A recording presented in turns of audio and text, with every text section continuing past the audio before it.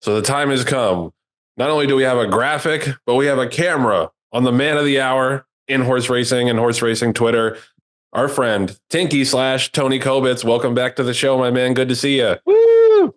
Thank you very much. Pleasure to be with you and in living color for a change. Hell yeah. Although I do like the icon that has been with me for 20 years, but this is a nice change of pace. Well, now that we've seen you in person, I think maybe we should go back to the icon. I was thinking of wearing a baseball cap, but then, given that it only makes me about 2 or 3 years younger, I decided it's probably not worth it. Is there a little bit of a beard there? Can you fit in with this the bearded crew? Okay, good. Little bit. I had to zoom in on my screen. Yeah. All right, that's what she said. Anyway, all right. Hey, all right. We're off to a rollicking start. So okay, now we're all out in the open. Now we can just chat racing, and everyone can put away their petty grievances for Tink Tank / Tinky's Corner. Let's get into the racing from this past weekend. You know, it was the second to last big Derby prep weekend. Obviously, the final one is this Saturday with the Bluegrass and the Wood and the Santa Anita Derby. But we had in the Florida Derby, obviously the most impressive performance of any horse thus far in 2024, I would say, by any horse from the 2022 crop, or 2021 crop, excuse me. Fierceness ran away with the Florida Derby by 13 and a half lengths, put on the lead by Johnny V this time, blew him apart with a 110 buyer. In Arkansas, we had a Bob Baffert winner in Muth, who obviously at this point cannot run in the Derby, though things might change, and we'll get to that in a little bit. And we had the big Dubai World Cup card this past weekend. So I know Tinky's got a lot of opinions on all three of those, but let's start with Fierceness and the Florida Derby. What was your reaction? And, take us a little bit deeper in terms of the analysis of Fierceness and the Derby, Tink. Well, I don't think it was much of a surprise to anyone that he won the race and won it impressively. All of the evidence to date suggests that he is one of those type of horses that is feast or famine when things go his way. Doesn't mean he necessarily needs the lead, but he needs to race freely, it appears.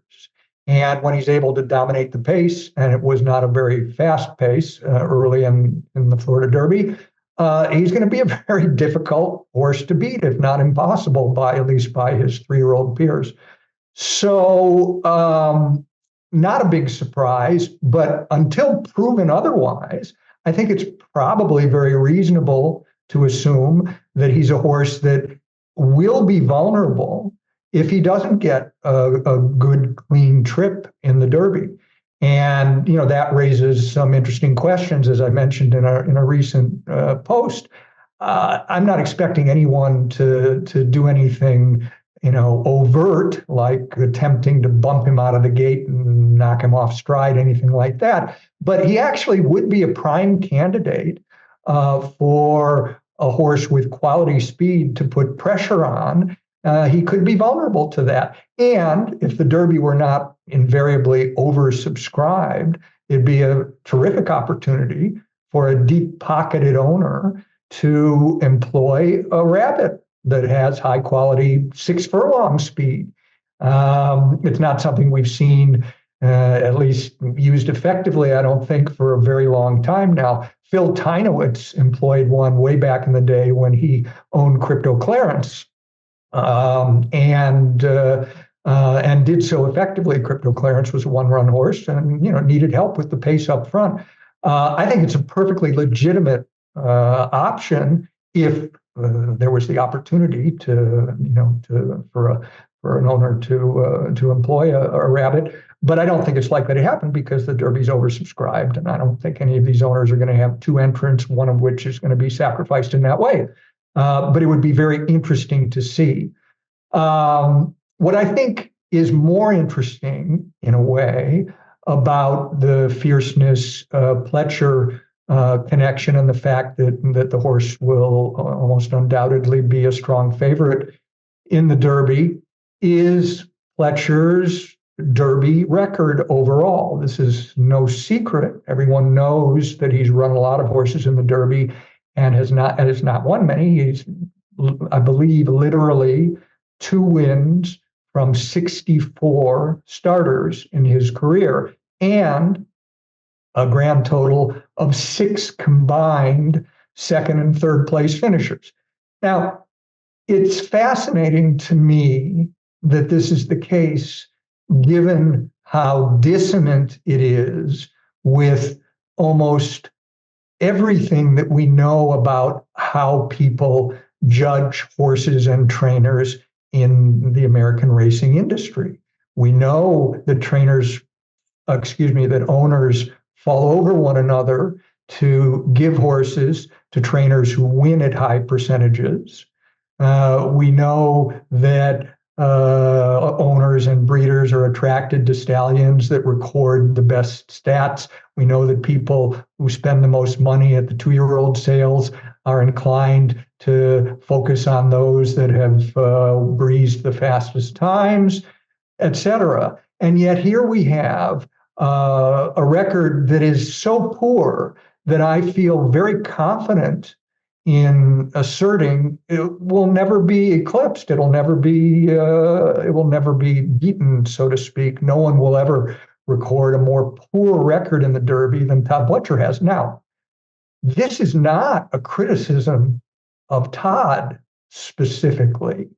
It's a criticism of the popularity of the Kentucky Derby, which most people, the vast majority of the people in the game, spin as being a positive, where I and some other who are not convinced believe that, in fact, the hype around the Derby, and especially the fairly pungent way in which the owners of good 3-year-olds push to get their horses into the Derby, whether or not they have realistic chances of winning, whether or not it's best for the horse's development to their full potential, et cetera. This is highly dissonant with seeking out high percentage opportunities. Obviously, a horse like Fierceness has a much better chance than a 1 in 30 chance of winning the Derby. So yes, you have to judge these horses on an individual basis that Todd brings to the big dance.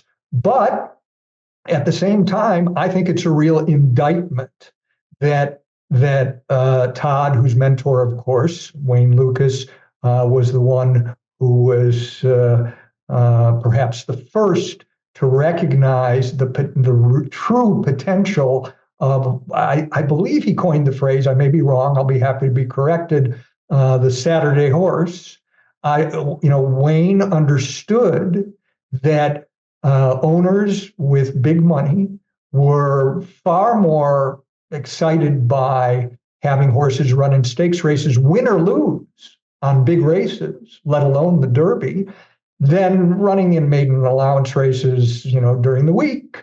And so he made that primary component of his business model. Now, Todd has taken it to another level and has been, by most metrics, wildly successful, which is again why this is so fascinating. 2 for 64. And yet it has enriched him greatly because his owners are perfectly happy to shrug it off if their horses finish up the track, obviously, and they're going right back into their pockets at the subsequent Keeneland, yearling sales to try it again. So it's not Todd's fault that owners are willing to do this, but I don't think that it's good for the game for a variety of reasons, and I certainly don't think that it's good for the horses, broadly speaking, because if it weren't for that, these horses would be developed in a very different way. In Europe, the milers, and there are mostly milers that run in the Derby, some of them get the trip or seem to get the trip, but many of them or most of them don't. There's a real series of races, of course, culminating with the 2,000 guineas in England, but the equivalent in France as well, in Australia, in Japan, and most countries. Here, we don't really have that kind of dedicated series of races for horses that really aren't ideally suited to 10 or 12 furlongs like the classic races. And I think it's a real shame. So those are my thoughts on Fierceness and Pletcher. What do you guys think? I would love to ask Jon about follow up on that before he gets into his next topic. Because Jon, you can speak to this as an owner. You know, it's a big attraction to have a horse in the Derby or a horse in a $1 million race who doesn't necessarily fit on paper, but has the qualifications. You know, it's obviously a great attention to have your silks in a top level grade 1 race. Like, can you talk a little bit about the kind of back and forth that you might do, maybe not you personally, but owners might do in their mind about whether or not it's right to run a horse in a race that's going to be 20, 30 to 1? Yeah, I think there's two things that add value to that specific race. One is within racing, one is outside of racing.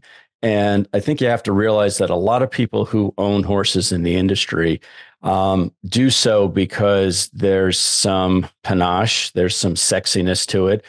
They want to be in sports, they want to be in competition, but they can't afford to buy the Yankees, they probably could afford to buy the Jets because they stink, but that's a whole nother therapy session. But most of them don't have billions of dollars and a stellar background to be able to go through the process of buying a major sports team. So, you know, the barrier of entry for sports for most people is easiest coming into the horse industry.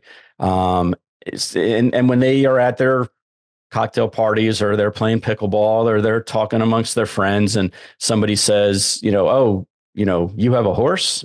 Have you ever run in the Derby? Like, that's the first question. I don't know anything about NASCAR, but my first question would be, have you ever driven at Talladega? Because that's the only thing I know.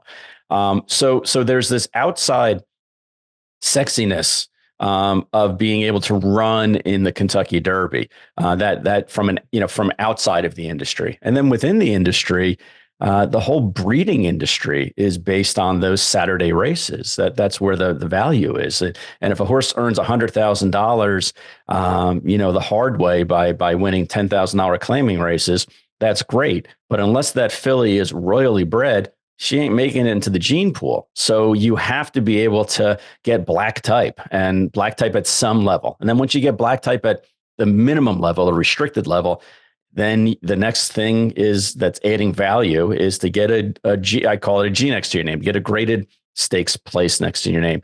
And the industry for so many years has put the value on the Triple Crown, and specifically on the first race of the Triple Crown, which is the Kentucky Derby, to the point where they've expanded the gate from 12 horses to 14 horses to 20 horses, because that is what the industry tries to perpetuate as the most important race. It's the most important race for 3-year-olds. It's the most important race on somebody's resume. Arguably, it's more important for breeders than even the Breeders' Cup Classic. I don't necessarily agree with that, but there's a good argument there that can be made for either one. So I understand the hype and the reason why people push their horses for the Kentucky Derby, because of internal pressures and value and external pressures and value. That being said, if you don't have a horse that's worthy of being in the Derby, you as an owner have to make a choice, because your horse, you want to chase that dream, because that's what the industry and externally is also pushing you for.